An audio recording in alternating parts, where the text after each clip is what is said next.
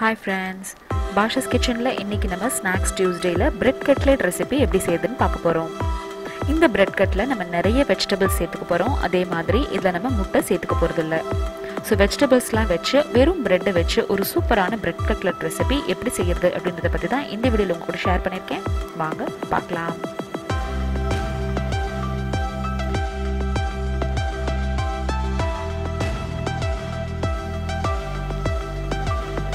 ஆறுலேருந்து 7 brown bread pieces இங்கே நான் எடுத்திருக்கேன்.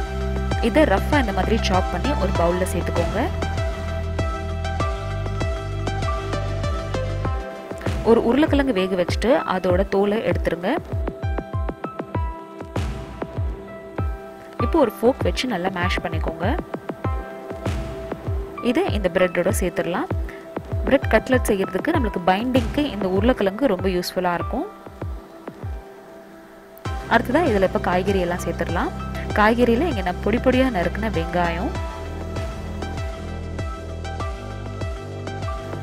பொடி பொடியாக நறுக்கின கொஞ்சம் கொத்தமல்லி, கொஞ்சம் முட்டைக்கோஸ், அப்புறம் துருவின கேரட் சேர்த்துக்கோங்க. உங்கள் காரத்துக்கு ஏற்றாப்புல இதில் வெறும் மிளகாத்தூள் அப்புறம் கொஞ்சம் தனியாத்தூள் சேர்த்துக்கோங்க. உப்பு மஞ்சத்தூள் சேர்த்துட்டு எல்லாத்தையும் நல்லா இப்போ நம்ம மிக்ஸ் பண்ணிக்க போகிறோம். 1 டீஸ்பூன் அளவுக்கு இஞ்சி பூண்டு பேஸ்ட், அப்புறம் ஒரு அரை லெமனோட ஜூஸ் சேர்த்துக்கோங்க. நல்ல டேங்கியான டேஸ்ட் கொடுக்கும். 1 டேபிள் ஸ்பூன் அளவுக்கு கடலை மாவு சேர்த்துட்டு இப்போ இது எல்லாத்தையும் நல்லா பிசைஞ்சிட போகிறோம். நீங்கள் இதை பிசையும் போது தண்ணி தெளிக்க வேண்டியதில்லை. உருளைக்கிழங்குல இருக்கிற மாய்ஸ்சரே நம்மளுக்கு பிரெட்டை பைண்ட் பண்ணுறதுக்கு நல்ல யூஸ்ஃபுல்லாக இருக்கும். தேவையான அளவு உப்பு அப்புறம் கொஞ்சம் கரம் மசாலா தூள் சேர்த்துட்டு எல்லாத்தையும் நல்லா கலந்து விட்டுக்கோங்க. கட்லெட் பிடிக்கிறதுக்கு முன்னாடி ஒரு 2 டேபிள் ஸ்பூன் அளவுக்கு எண்ணெய் சேர்த்துட்டு கொஞ்சம் கொஞ்சமாக கட்லெட்டோட இந்த பேட்டரை எடுத்து நம்ம கையில் உருண்டை பிடிச்சிட்டு நம்மளோட உள்ளங்கையில் வச்சு அதோட கட்லெட் ஷேப்புக்கு இந்த மாதிரி கொண்டு வந்துருங்க.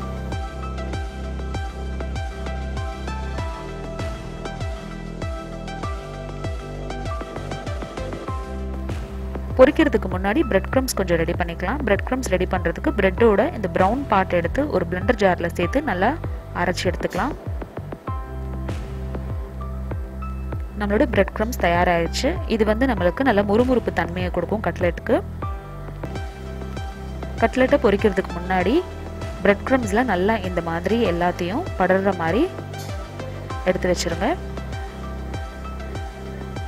வெறும் கட்லெட்டை மட்டும் நம்ம ஷாலோ ஃப்ரை பண்ணுறதுக்கு பதிலாக பிரெட் க்ரம்ஸில் போட்டு இந்த மாதிரி ஷாலோ ஃப்ரை பண்ணோம் அப்படின்னா நல்லா நம்மளுக்கு கட்லெட் நல்ல ருசியாக இருக்கும். பாக்கி இருக்கிற பிரெட் க்ரம்ஸை நான் எடுத்து வச்சுக்கிறேன். நெக்ஸ்ட் டேக்கு தேவையான ஸ்நாக்ஸ்க்கு நம்ம அதை யூஸ் பண்ணிக்கலாம். இப்போ நம்மளோட பிரெட் கட்லெட்டுக்கு தேவையான கட்லெட்ஸ்லாம் ரெடி ஆயிடுச்சு. இப்போ இதை நம்ம ஃப்ரை பண்ணிக்கலாம். உங்களுக்கு வேணும்னா இதை நீங்கள் டீப் ஃப்ரை பண்ணிக்கலாம். நான் ஒரு நான்ஸ்டிக் பேனில் இதை ஷாலோ ஃப்ரை பண்ண போகிறேன். ஷாலோ ஃப்ரை பண்ணுறதுக்கு தேவையான எண்ணெய் விட்டுட்டு நம்மளோட கட்லெட்டை ஒன்று ஒன்றா இதில் எடுத்து வச்சுருங்க. மீடியம் ஃப்ளேமில் வச்சு வேக விடுங்க. ஒரு 3லேருந்து 4 நிமிஷத்துக்கு அப்புறம் இந்த அளவுக்கு ப்ரௌன் ஆயிரும். இப்போ இதை திருப்பி போட்டுடலாம்.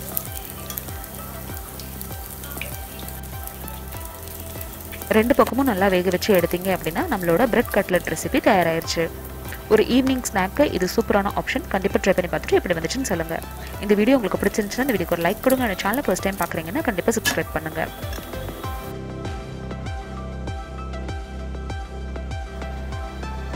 இதே மாதிரி குழந்தைங்களுக்கு தேவையான ஸ்நாக்ஸ் ரெசிபி வீடியோஸ்க்கு கீழே டிஸ்கிரிப்ஷன் பாக்ஸில் லிங்க் பாருங்கள்.